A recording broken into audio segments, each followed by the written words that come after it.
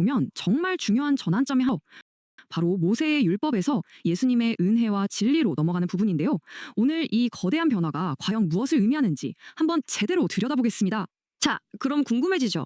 모세가 가져온 율법, 그리고 예수님이 주신 은혜, 이게 도대체 뭐가 어떻게 다른 걸까요? 사실 이게 구약과 신약을 가로지르는 정말 핵심적인 질문이거든요. 그 차이를 알려면요. 먼저 이야기의 첫 번째 주인공부터 만나봐야겠죠. 바로 율법을 전해준 인물, 모세입니다. 모세 인생, 와, 이건 진짜 한편의 대하 드라마 같아요. 보세요. 이집트 왕자로 시작했다가 40살에 살인자가 돼서 광야로 도망가잖아요. 그러다 무려 80세에 이스라엘의 지도자로 부름을 받습니다. 정말 엄청난 여정이죠. 근데 이렇게 위대한 모세에게도 결정적인 한계가 있었어요. 바로 그토록 원하던 약속의 땅에 들어가지 못했다는 겁니다. 모세의 핵심 역할은 뭐였을까요? 바로 중재자였어요. 시내산에서 천사를 통해 종의 영, 다시 말해 율법을 받아서 백성들에게 전달하는 거죠. 그러니까 존경받는 통로 역할을 한 셈이에요. 아니, 그럼 하나님은 왜 율법을 주셨을까요? 그냥 처음부터 은혜를 주시면 안 됐나? 이런 생각 들 수 있잖아요. 그래서 이 율법의 진짜 목적을 아는 게 정말 중요해요. 성경에서는 이걸 아주 기가 막힌 비유로 설명해주고 있습니다. 율법은요, 최종 목적지가 아니었어요. 이걸 꼭 기억해야 합니다. 율법은 뭐랄까, 진정한 스승을 만나기 전까지 우리를 가르치고 이끌어주는 가정교사, 바로 몽학선생 같은 역할이었던 거예요. 길잡이였던 거죠. 자, 이 몽학선생, 즉 율법의 역할을 한번 생각해 볼까요? 저쪽으로 가야 해 하고 올바른 길은 딱 보여줘요. 그런데 문제는 자기가 직접 우리 손잡고 그 목적지까지 데려다 줄 힘은 없는 거예요. 딱 거기까지. 그래서 몽학선생인 율법이 할 수 있는 최선은 뭐다? 바로 진짜 스승, 예수님을 가리키는 거죠. 저분에게 가야 해 하고요. 자, 그럼 이제 드디어 율법이 그토록 애타게 가리켰던 진짜 주인공이 등장할 차례입니다. 예수님이 오셔서 이 모든 것을 어떻게 완성시키셨는지 지금부터 한번 보시죠. 이 표를 보면 모세와 예수님의 차이가 한눈에 들어오죠. 자, 기원부터 볼까요? 모세는 이 땅에서 태어난 사람이지만 예수님은 하늘에서 오셨어요. 완전히 다르죠. 메시지도 그래요. 모세는 종의 영인 율법을 줬지만 예수님은 아들의 영, 즉 진리를 주셨습니다. 그리고 결정적으로 결과, 모세는 가나안에 들어가지 못했지만 예수님은 구원 자체를 완성해버리셨죠. 이게 정말 상징적인데요. 모세는 눈에 보이는 건물, 그러니까 물리적인 성막을 지었잖아요. 그런데 예수님은요, 당신 자신이 바로 성전이 되셨어요. 우리 안에 거하시는 살아있는 성전. 와, 이건 엄청난 변화예요. 밖에서 지키는 규칙에서 우리 안에서 일어나는 내적인 변화로 패러다임이 완전히 바뀐 겁니다. 결국 이 말은 뭐냐면 우리가 가야 할 그 약속의 땅의 개념 자체가 완전히 업그레이드 된 거예요. 모세가 인도하던 건 눈에 보이는 땅, 가나안이었죠. 하지만 예수님이 우리를 이끄시는 곳은요, 영원한 생명이 있는 하늘나라, 바로 영적 가나안입니다. 스케일이 달라진 거죠. 근데 여기서 정말 소름 돋는 게 뭔지 아세요? 이 모든 걸 모세 본인이 이미 알고 있었다는 거예요.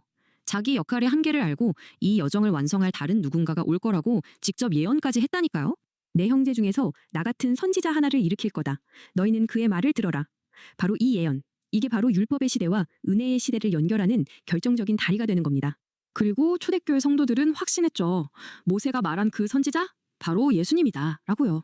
보세요. 그래서 율법은 사라지거나 폐지된 게 아니에요. 예수님을 통해 더 완벽하게 성취된 겁니다. 완성된 거죠. 자, 그럼 이 거대한 흐름, 율법에서 은혜로의 전환이 지금 구원을 바라는 우리 한 사람 한 사람에게는 대체 어떤 의미가 있는 걸까요? 영생으로 가는 그 길, 첫 번째 스텝은 이거예요. 율법의 역할을 제대로 아는 것. 아, 율법이 끝이 아니었구나. 나를 진짜 길로 안내해주는 고마운 길잡이, 몽학선생이었구나. 이걸 깨닫는 게 시작입니다. 자, 길잡이가 손가락으로 어딘가를 가리키고 있어요. 그럼 두 번째 스텝은 뭘까요? 당연히 그 손가락 끝을 바라봐야죠. 율법이 할 수 없었던 그 구원을 완성하신 분, 바로 예수님의 은혜와 진리를 온 마음으로 받아들이는 겁니다. 네, 바로 이게 그 영적이 가난 하나님이 약속하신 영원한 생명으로 들어가는 유일한 길입니다. 율법을 넘어 은혜를 통해서요. 모세가 시작하고 예수님이 완성하신 이 길. 이 이야기는 그냥 옛날 이야기가 아니에요. 지금 이 시대를 살아가는 바로 당신에게, 그리고 저에게 묻고 있는 거죠. 당신의 길은 지금 어디를 향하고 있습니까? 청취자 여러분 환영합니다. 매일같이 쏟아지는 엄청난 정보의 홍수 속에서 여러분의 귀중한 시간을 아껴드리기 위해 핵심만 짚어드리는 오늘의 심층 탐구에 오신 것을 환영합니다. 네, 반갑습니다. 오늘 이 시간은 오직 여러분만을 위해 특별히 준비된 지식의 지름길인데요. 우리는 수많은 기록과 문헌들 사이에서 가장 빛나는 통찰의 조각들을 모아서 여러분께 전달해드리고자 합니다. 맞습니다. 오늘 우리가 다룰 자료는 그 형태부터가 아주 꽤 독특한 두 가지 텍스트의 조합이죠. 네, 하나는 굉장히 웅장하고 약간 시적인 찬양가사 형식의 텍스트이고요. 또 다른 하나는 역사적 그리고 신학적 사실들을 아주 치밀하게 대조해 놓은 분석적인 텍스트입니다. 이 두 가지 완전히 다른 렌즈를 통해서 우리가 파헤쳐볼 오늘의 미션이 있죠. 네, 맞습니다. 바로 인류 영성사의 가장 거대한 획을 그은 두 인물, 모세와 예수 그리스도의 삶을 비교 분석하는 것입니다. 단순히 오래전 종교적인 이야기를 반복하려는 건 아니잖아요. 그렇죠. 인류의 정신사가 어떻게 엄격한 율법과 규칙이라는 그 통제된 세계에서 은혜와 진리 그리고 완전한 자유라는 본질적인 차원으로 도약하게 되었는지 그 거대한 서사의 전환점을 탐구해 볼 텐데요. 자, 그럼 이제 본격적으로 이 이야기를 하나씩 풀어볼까요? 네, 오늘 다루게 될 두 텍스트는 인류가 오랜 시간 동안 도덕, 규칙, 그리고 영적인 자유를 어떤 방식으로 이해하고 또 발전시켜 왔는지를 보여주는 훌륭한 문학적 거울입니다. 특히 그 시적인 묘사라고 분석적인 대조표가 막 교차하잖아요. 네네. 그러면서 두 인물의 삶이 공유하는 아주 정교한 평행이론을 드러내고 있죠. 고대 문헌에서 이런 평행 구조는 결코 단순한 우연이 아니거든요. 철저하게 의도된 구조라는 말씀이시군요. 그렇습니다. 이전 시대의 세계관이 다음 시대로 어떻게 계승되고 또 어떻게 완전히 뒤집히는지를 보여주기 위해서 아주 의도적으로 설계된 문학적 장치에 가깝습니다. 이 구조를 따라가다 보면 여러분도 그 규칙에 얽매였던 인류가 어떻게 내면의 본질적인 자유를 갈망하게 되었는지 그 깊은 맥락을 발견하실 수 있을 겁니다. 네, 그 의도적인 평행이론의 첫 번째 단추가 바로 두 사람의 탄생 배경이죠. 아, 맞아요. 그 두 사람의 시작을 보면 공통적으로 거대한 권력에 의한 죽음의 위협이 존재하거든요. 네, 시대는 달라도 상황은 아주 비슷하죠. 모세는 기원전 1526년경 태어났을 때 그 당시 최고 권력자인 애굽의 바로 왕에게 죽임을 당할 뻔하고요. 예수는 로마 속주의 헤롯 왕에게 태어나자마자 목숨을 잃을 뻔하죠. 네, 모세는 레위지파 암람과 요게벳 사이에서 태어나는데 3개월 만에 나일강 갈대 상자에 버려졌다가 애굽의 공주가 그를 구출하게 됩니다. 그런데 제가 이 자료를 보면서 굉장히 흥미롭게 본 지점이 있어요. 바로 모세의 이름에 대한 해석인데요. 아, 이름이요? 흔히 우리는 모세라는 이름이 히브리어 관점에서 그 물에서 건져내었다 이런 뜻으로만 알고 있잖아요. 그런데 분석 텍스트를 보면 고대 이집트 어원에 더 주목을 하더라고요. 왜 하필 이 부분을 강조했을까요? 여기서 정말 흥미로운 부분은 이름에 담긴 비밀입니다. 이름에 담긴 비밀이요? 네, 히브리인들의 역사적 기억 속에서는 당연히 그를 물에서 건지받은 구원자로 기억하고 싶었겠죠. 하지만 고대 이집트어 에메스라는 어원으로 볼 때 모세는 아들 혹은 누군가가 태어났다는 뜻을 가집니다. 아, 투투모세나 람세스 같은 당대 파라오들의 이름에 흔히 쓰이던 그 단어군요. 강렬한 이중적 정체성을 부각하기 위해서입니다. 억압받는 히브리인의 핏줄로 데려놨지만 구출된 곳은 정반대의 장소잖아요. 맞아요. 역설적으로 그들을 억압하는 제국의 심장부에서 애굽 공주의 아들로서 당대 최고의 학문과 사상을 40년간 흡수하며 자라납니다. 아, 철저하게 땅의 권력 그리고 땅의 지식을 기반으로 형성된 인물이라는 점을 분명히 짚고 넘어가는 거네요. 최고 권력의 밑바닥에서 버려졌다가 다시 그 권력의 정점에서 길러졌다는 사실 자체가 이미 엄청난 서사입니다. 그런데 여기서 예수의 기원이 등장하면서 아주 날카로운 대비를 이룹니다. 모세가 그렇게 철저히 땅에서 태어난 자의 정체성을 가진다면 예수는 기원 자체가 아예 하늘에서 오신 분으로 묘사되니까요. 게다가 그 위협을 피하는 과정도 묘한 역사적 아이러니를 보여줍니다. 네, 모세는 이스라엘 백성들을 억압하던 애굽에서 결국 도망쳐야 했잖아요. 그런데 훗날 예수에게는 바로 그 애굽이 피난처가 되더라고요. 맞습니다. 헤롯의 칼날을 피하는 생명의 피난처가 애굽이었다는 사실. 이게 바로 이 텍스트들이 의도한 정교한 수미상관입니다. 구원받는 방식에서도 주체의 차이가 되게 극명하게 드러나죠. 모세는 애굽의 공주라는 사람의 손에 의해 건져졌잖아요. 네, 반면에 예수는 위기 순간에 하나님의 천사가 개입해서 피난 방향을 지시합니다. 이름 역시 애국 공주가 지어준 모세와 달리 예수의 이름은 하나님이 직접 지어주셨다고 텍스트는 강조하고 있죠. 결국 이 기원의 차이, 즉 땅에서 비롯되었는가 아니면 하늘에서 비롯되었는가가 훗날 이들이 인류에게 남긴 영적 유산의 본질적인 차이로 이어지게 되는 거네요. 그렇다면 그 영적 유산이 본격적으로 형성되는 사역의 단계를 살펴볼 필요가 있겠습니다. 모세의 삶은 광야를 빼놓고는 이야기할 수가 없죠. 네, 40세에 스스로 이스라엘 백성을 구하려다 애굽인을 살해하고 미디안 광야로 도망쳐서 거기서 40년간 나그네 훈련을 받잖아요. 네, 그리고 10가지 재앙으로 심판을 내린 뒤에 출애굽을 이끌고 또다시 광야에서 시간을 보내게 됩니다. 이 두 번째 광야 시기, 즉 시내산에서 모세가 율법을 받는 장면이 오늘 우리가 다루는 이야기의 핵심 전환점 중 하나죠. 맞습니다. 모세는 시내산에서 백성들이 지켜야 할 거대한 규칙의 체계인 율법을 받습니다. 여기서 분석 재료는 아주 중요한 디테일을 짚고 넘어갑니다. 모세가 이 율법을 여호와의 사자인 천사라는 중간 매개체를 통해서 전달받았다는 부분 말씀이시죠? 네, 그리고 이 텍스트는 이 율법의 본질을 종의 영이라고 규정합니다. 종의 영이요. 반면 예수는 어떤가요? 천사나 중간 매개체를 거치지 않았다고 나오잖아요. 그렇습니다. 하나님의 아들로서 아버지께 직접 보고 들은 것을 전했다고 묘사합니다. 그가 가져온 것은 종의 영이 아니라 아들의 영, 즉 진리라는 것이죠. 종의 영과 아들의 영, 이 두 개념의 대비가 진짜 심오하게 들립니다. 단순히 어떤 종교적인 수사를 넘어서 생각해보면 결국 도덕과 선을 대하는 인간의 내면적인 태도에 대한 이야기 아닐까요? 아주 예리한 접근입니다. 제 생각에 종의 영이라는 건 주인이 정해준 규칙을 어겼을 때 돌아올 처벌이나 공포 때문에 마지못해 복종하는 상태를 말하는 것 같거든요. 네, 규칙 그 자체에 얽매이는 타율적인 상태죠. 반대로 아들의 영은 규칙이 있든 없든 아버지와의 깊은 관계와 사랑, 즉 자신의 내재된 정체성에서 우러나와서 자발적으로 선을 행하는 상태를 의미하는 것 같습니다. 제가 이해한 방향이 맞을까요? 수도 있겠습니다. 타율과 자율의 차이요? 네, 종은 규칙의 목적이나 본질은 모른 채 조항 자체에만 집착하게 됩니다. 반면 아들은 그 집의 주인이기 때문에 규칙 너머에 있는 아버지의 의도, 즉 사랑과 생명이라는 본질을 이해하는 거죠. 이 차이가 시각적으로 가장 완벽하게 드러나는 지점이 바로 그들이 남긴 결과물이 아닐까 싶네요. 맞습니다. 모세는 광야에서 눈에 보이는 아주 물리적이고 거대한 구조물인 성막을 지었죠. 자, 여기서 진짜 놀라운 사실이 등장합니다. 율법의 시대에는 사람들이 죄를 씻거나 신을 만나기 위해서 반드시 그 지정된 건물, 성막이나 성전이라는 물리적인 공간으로 이동해야만 했습니다. 특정한 장소가 율법의 중심이었던 셈이죠. 그런데 예수는 물리적인 건물을 짓지 않았습니다. 오히려 자료에 따르면 예수는 친히 성전이 되시고 교회의 머리가 되셨다고 말합니다. 굉장히 혁명적인 변화입니다. 돌과 나무로 지어진 외적인 공간 중심의 종교에서 사람과 사람, 사람과 신이 연결되는 유기적인 관계 중심으로 패러다임이 완전히 이동해버린 거죠. 밖에서 안으로 굳어진 건물에서 살아 숨쉬는 생명으로의 거대한 전환입니다. 율법이라는 정해진 틀 안에 신을 가두는 시대가 끝나고 진리를 품은 개개인의 공동체 자체가 움직이는 성전이 되는 시대로 도약한 것입니다. 이게 바로 종의 영에서 아들의 영으로 넘어가는 거시적인 과정이군요. 네, 그렇게 물리적 공간에서 본질적인 자유로 넘어가야만 하는 그 필연성은 모세 개인의 삶의 결말을 통해서도 아주 비극적으로 드러납니다. 이 부분을 읽으면서 저도 참 마음이 무거웠습니다. 무려 40년이라는 그 긴 세월 동안 백성들의 온갖 불만을 견디며 광야를 이끌었던 위대한 지도자 모세가 정작 최종 목적지인 약속의 땅 가나안에는 들어가지 못하잖아요. 네, 신광야 무리바 물가에서 물이 없어 원망하는 백성들 앞에서 화를 내며 혈기를 부린 대가를 치르게 되죠.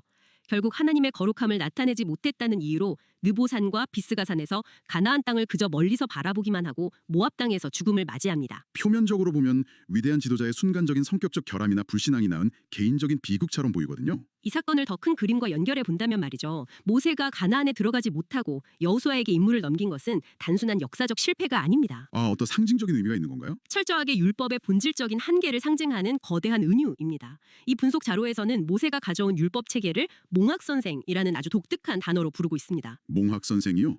예전 번역본이나 고문원에서 종종 볼 수 있는 단어인데 쉽게 말해서 어린아이를 엄격하게 가르치고 훈육하는 가정교사나 길잡이 같은 의미잖아요. 네, 맞습니다. 왜 하필 율법을 몽학 선생에 비유했을까요? 단순히 우리를 가르친다는 의미를 넘어서는 다른 뉘앙스가 숨어 있을 것 같은데요. 당시 고대 로마 시대의 역사적 맥락을 이해하면 그 의미가 훨씬 입체적으로 다가옵니다. 당시의 몽학 선생은 단순히 지식을 가르치는 현대의 교사가 아닙니다. 주로 노예 신분으로서 주인의 아들이 성인이 될 때까지 엄격한 규칙으로 일거수일투족을 감시하죠. 잘못하면 매를 들기도 하고 학교까지 안전하게 데려다주는 역할을 하던 사람들이 있죠. 내 아이가 탈선하지 않도록 돕는 아주 필수적인 존재지만 아이가 어른이 되고 나면 그 역할은 완전히 끝이 납니다. 다 큰 성인 어른이 여전히 몽학 선생의 통제를 받는다면 그것은 오히려 비정상적인 상태겠죠. 그렇게 연결되는 거군요. 율법이 몽학 선생이라는 건 어떤 규칙이나 규율이 우리가 잘못된 길로 빠지지 않도록 제어해주는 훌륭한 안전장치이긴 하지만 결국 영적인 가나안, 즉 영원한 생명과 본질적인 자유의 상태로 직접 들여보내줄 수는 없다는 뜻이네요. 완벽한 비유입니다. 문 앞까지 안내하는 것은 율법의 역할이지만 그 굳게 닫힌 문을 열고 들어가게 하는 것은 규칙을 완벽하게 지켜낸 우리의 공로가 아니라는 거죠. 율법의 역할은 구원의 문 앞까지 무사히 데려다주는 데서 끝나는 거군요. 마치 모세가 가나안의 문턱인 느보산에서 발걸음을 멈춰야 했던 것처럼요. 그렇습니다. 영생의 문을 여는 것은 결국 예수가 십자가 대속과 부활을 통해 보여준 은혜라는 것. 이것이 분석 자료가 도달하는 신학적 결론입니다. 그래서 그 웅장한 찬양 가사 텍스트를 보면 율법의 끝에서 만난 참된 사랑이라는 표현이 등장하는 거네요. 수많은 제재와 처벌의 두려움을 지나서 그 한계의 끝에 섰을 때 비로소 자격 없는 자에게 주어지는 진정한 은혜와 마주하게 된다는 의미죠. 놀랍게도 모세 본인도 이런 율법의 한계 그리고 자기 자신의 한계를 이미 아주 잘 알고 있었다고 텍스트는 지적합니다. 맞아요. 가사 텍스트 중 핵심 구절인 신명기 18장 15절의 예언이죠. 나와 같은 선지자 하나를 세우리니 너희는 그의 말씀을 들을지라. 자기가 전해준 땅에서 난 자의 율법이 전부가 아니라 언젠가 하늘에서 올 또 다른 존재, 즉 아들의 영을 가진 예수의 말을 들어야만 완성된다는 것을 율법의 창시자 스스로 인정했다는 사실이 굉장히 시사하는 바가 큽니다. 지금 당장 우리에게 어떤 의미를 가질까요? 이 거대한 수천 년 전의 이야기들이 현대를 살아가는 여러분의 삶과는 어떤 구체적인 연결고리가 있을 수 있을까요? 이 텍스트가 단순히 과거의 종교적인 구원 서사로만 끝나는 것은 아닙니다. 인간이 무엇인가를 새롭게 학습하고 성숙해지는 모든 과정에 완벽하게 대입해 볼 수 있습니다. 우리의 일상생활에도 바로 적용할 수 있다는 뜻이군요. 여러분이 어떤 새로운 분야에 처음 발을 들였다고 상상해 보십시오. 피아노를 배우든 외국어를 배우든 혹은 한 회사의 신입사원으로 들어가 조직 문화를 배우든 말입니다. 처음에는 진짜 철저하게 몽학 선생의 지배를 받아야 하잖아요. 손가락 각도는 어때야 하는지, 문법 규칙은 무엇인지, 이메일은 어떤 형식으로 써야 하는지, 온갖 엄격한 규칙과 매뉴얼이라는 율법에 얽매일 수밖에 없습니다. 네, 맞습니다. 그때는 왜 이런 규칙이 있는지 본질적인 이유는 모른 채 그저 혼나지 않으려고 기계적으로 복종하곤 하죠. 전형적인 종의 영상되네요. 하지만 그 답답하고 엄격한 과정 덕분에 우리는 탄탄한 기본기를 다지고 엉뚱한 길로 이탈하지 않게 됩니다. 문제는 그 다음입니다. 궁극적인 목표, 진정으로 성숙하고 독립적인 전문가가 되기 위해서는 어떻게 해야 할까요? 평생 그 기초 매뉴얼에만 집착해서는 결코 다음 단계로 넘어갈 수 없잖아요. 바로 그 지점입니다. 어느 순간에는 그 규칙을 내면화한 뒤에 규칙의 틀을 과감하게 깨고 나와서 자신만의 영감과 자유로움, 즉 본질의 영역으로 도약해야만 합니다. 아, 이 텍스트의 언어를 빌리자면 율법의 시대를 끝내고 은혜와 진리의 차원으로 넘어가는 것이죠. 과거의 율법이나 낡은 규칙에 계속 얽매여서는 궁극의 목적지, 영적인 의미에서는 영생이라는 상태에 결코 다를 수 없다는 강력한 결론입니다. 결국 이 텍스트들이 우리에게 촉구하는 바는 명확합니다. 문 앞까지 우리를 안전하게 안내해준 몽학 선생의 노고에 감사하되 이제는 과감히 그 손을 놓고 진정한 자유를 향해 문을 열어젖히라는 것입니다. 오늘 우리가 살펴본 두 분어는 참 놀랍네요. 땅에서 태어나 천사를 통해 율법이라는 길잡이를 전하고 광야에 성막을 지었던 모세, 그리고 하늘에서 내려와 직접 진리를 전하며 스스로 생명력 있는 성전이 되신 예수 그리스도. 네, 두려움에 기반한 통제와 규칙의 시대를 지나서 어떻게 인간이 진정한 은혜와 사랑 안에서 자발적인 선을 행하는 아들의 정체성을 회복할 수 있는지 보여주는 거대한 철학이자 서사십니다. 오늘 이 깊은 지식의 탐구가 정말 입체적으로 다가옵니다. 율법이라는 길잡이의 끝에서 참된 사랑과 은혜를 만나는 오늘의 여정. 처벌을 피하기 위해 규칙에 매달리는 종의 마음에 머물 것인가? 아니면 본질적인 자유 안에서 능동적으로 사랑을 실천하는 삶으로 도약할 것인가? 오늘 우리가 분석한 자료들이 여러분의 마음속에도 이 중요한 질문을 남겼기를 바랍니다. 그래서 오늘 심층탐구를 마무리하면서 이 자료가 남긴 여운을 바탕으로 여러분 스스로 비판적인 사고를 해보실 수 있는 질문을 하나 던지고 싶습니다. 네, 어떤 질문일까요? 텍스트는 율법을 어린 시절을 위한 안내자, 몽학 선생으로 묘사했습니다. 그렇다면 여러분 한번 생각해 보십시오. 여러분이 살고 있는 현대사회, 혹은 여러분 개인적인 삶 속에서 혹시 이미 그 효용 가치나 역할이 다 끝났음에도 불구하고 맹목적으로 매달리고 있는 여러분만의 낡은 규칙이나 강박은 무엇입니까? 와, 묵직하네요. 진리와 완전한 자유로 날아가기 위해 지금 당장 당신이 내려놓아야 할 몽학 선생은 과연 무엇인지 조용히 고민해 보시기 바랍니다. 나를 보호해준다고 믿었던 규칙들이 어느새 나를 가두는 감옥이 되어 있지는 않은지 깊이 돌아보게 됩니다. 청취자 여러분, 오늘 귀중한 시간을 내어 이 오묘하고도 흥미로운 지식의 여정에 동참해 주셔서 진심으로 감사합니다. 정보 속에 숨겨진 진짜 통찰을 찾는 오늘의 심층 탐구는 여기서 인사드리겠습니다. 진정한 자유를 향해 한 걸음 내딛는 평안한 시간 되시길 바랍니다. 감사합니다.